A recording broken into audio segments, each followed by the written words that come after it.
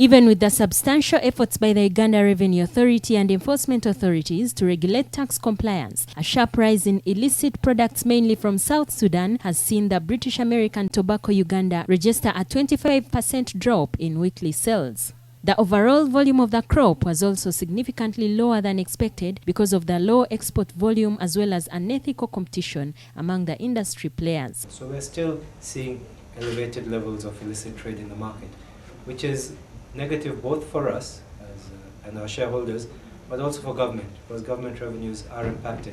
The proposed excise tariff enshrined within the amendment of the tobacco bill seeks to increase the tax burden on cigarettes to nearly 60%. But the argument is now hitched on the fact that the tobacco sector is a bigger tax player, therefore requires balance from the bill agitators. We as an organization and most of the other players in the industry did not pass on this excise increase in 2011 to the consumers. So in Q4, in October last year, we took up prices, essentially passing on that burden onto the consumers. Growing the crop is labor intensive and most farmers practice on fragmented pieces of land. This means that the high value tobacco requires a farmer's attention right from the time of seedbed preparation through to planting, weeding, harvesting and curing.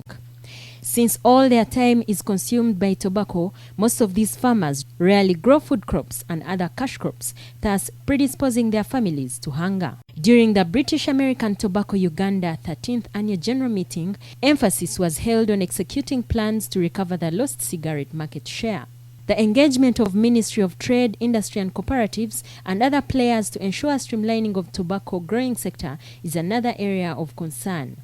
Training of company field staff and efforts to increase productivity and scale of farmers will also be a priority in the subsequent plans. Sharon Kembabazi, NBS Television, Business.